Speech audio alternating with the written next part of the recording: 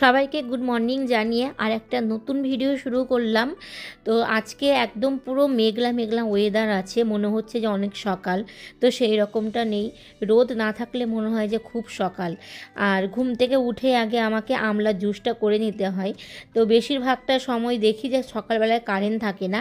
তো ঘুম থেকে যখনই উঠবো তখনই আমার বর আগে বলে আমাকে তাড়াতাড়ি একটু আমলার জুসটা করে দাও। তো ও তো ওইটার ওপরে খেয়ে থাকে, তো সেই জন্য তাড়াতাড়ি করে আগে করে দিই।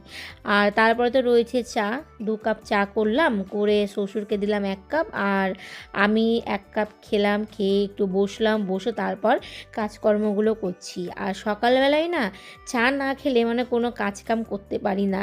তো আজকে তো রবিবার, আমার ছেলে গেছিলো কম্পিউটার, তো আগে ছোট ছিল তো আগে একটু নামিয়ে টামিয়ে দিয়ে আসতাম। তো এখনও নিজেই যাই, আর নিজেই আসে, কোনো ব্যাপার নয়। তো চলে এসছে, আর দুধটা জাল করে রেখে দিয়েছিলাম, এসে ওর খেতে চাই। তো বলল যে আমি ডালপুরি খেয়ে এসেছি, তো দুধটা থাকলো।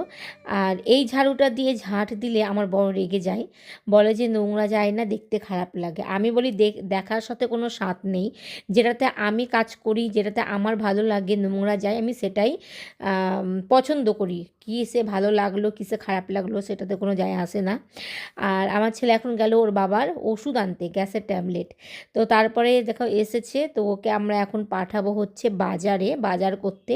ওই যে হাতে কাগজটা দেখতে পাচ্ছ, ওটাতেই কিন্তু লেখা আছে সমস্ত কিছু, কি কি আনতে হবে না হবে, টাকাও দিয়ে দিয়েছি। তো এখন গেল বাজারে, আর কি কি আনবে, কি কি লিখেছিলাম পুরোটাই কিন্তু দেখতে পাবে। তো চলো দেখতে থাকো কি কি আনে। আর সকালবেলায় তো জল খাবারে হচ্ছে আমরা ডিম সিদ্ধটাই করি। তো বর খাই কুসুম বাদ দিয়ে, আর আমি একটা খাই, আমার ছেলে একটা খাই।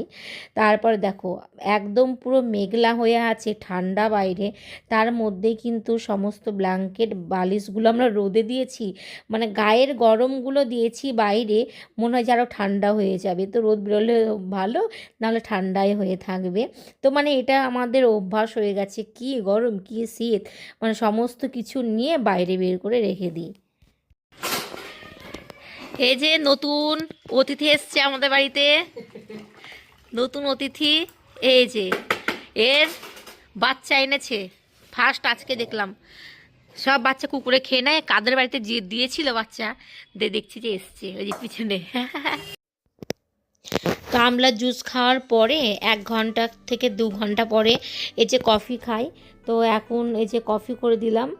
আর মাংস আনতে গেছে তো বাজারে আমার ছেলে, তো ভাবলাম যে একটু মশলাগুলো করে রাখি। তো আলুটা কেটে রাখলাম, আর এখনও মানে পুরো মশলা করা হয়নি। তো শ্বশুরের জন্য 2টো রুটি করে দিচ্ছি, একটু আলুর তরকারি করে দিচ্ছি মটরশুঁটি দিয়ে। আর ডিমগুলো কড়াইয়ে দেখতে পাচ্ছ এখনও কিন্তু ছাড়ানো হয়নি। তো আমি আর মাসি এদিকে গল্প করছিলাম। আর এই দেখো তো কি কি এনেছে দেখো, ওকে আমি লিখে দিয়েছিলাম, সবই ঠিকঠাক করে এনেছে। চিকেন এনেছে, আর পালং শীষ, সিম, গাজর, বিনস। তো আজকে রান্না হবে চিকেন, পালং শীষ আর ফ্রাইড রাইস।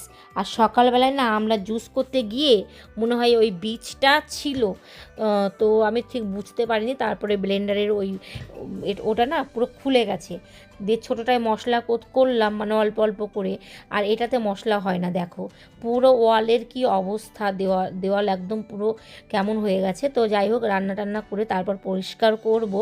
আর চিকেন এদিকে 2 রকমভাবে রান্না হবে, একটা হবে আমাদের জন্য সরিষার তেল দিয়ে, আর একটা হবে তোমার বরের জন্য এমনি পুরো মাখিয়ে তেল ছাড়া রান্না করব।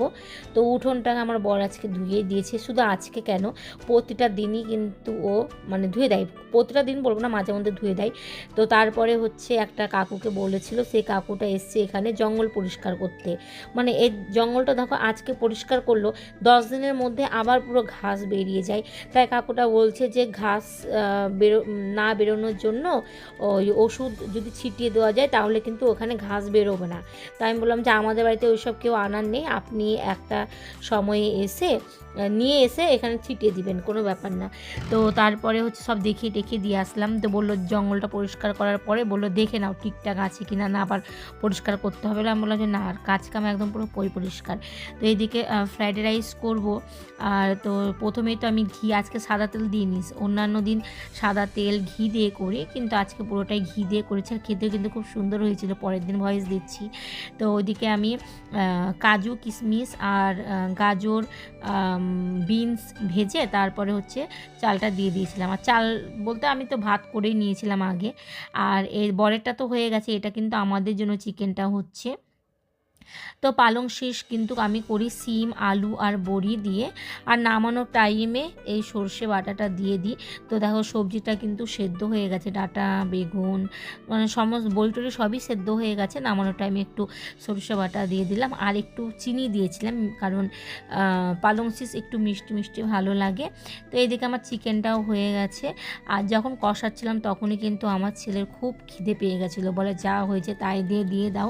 তো জল দেওয়ার আগেই আমি কষা তুলে আর ফ্রাইড রাইস দিয়ে আমার ছেলেকে দিয়ে দিয়েছিলাম। তো ওর খাওয়া হয়ে গেছে। তারপর ভাবলাম যে আস্তে আস্তে করি, তো বরের আর শ্বশুরের তো একটু দেরি হবে আসতে। তো চলো, এইদিকে কিন্তু আমার হয়েও গেছে চিকেনটা, এখন নামিয়ে নেব। আর অ্যাঞ্জেলের এখন ভাত করব। তো ধনেপাতা থাকলে দিই, আমার না ধনেপাতার সেন্টটা ভীষণ ভালো লাগে। তো সব তরকারির মধ্যে দিই, আমার খুবই ভালো লাগে খেতে। তো আমি খুব মানে আমার ছেলেকে যে বাজারে পাঠালাম, আমি ধনেপাতা লিখতেই ভুলে গেছিলাম।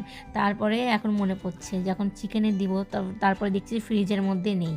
তো চিকেনটা হয়ে গেছে। আর একটা কড়াই দেখতে পাচ্ছি, ওটা আমি অ্যাঞ্জেলের চিকেন সেদ্ধ করতে দিলাম হলুদ দিয়ে। তো রান্না সবই হয়ে গেছে। দেখে ভাত, এটা হচ্ছে সরিষার তেল দিয়ে আমাদের চিকেন, আর পালং শাক, আর এটা হচ্ছে বরের জন্য পুরো তেল ছাড়া করেছি, মনে হচ্ছে কত তেল দিয়েছি, না একটুও না।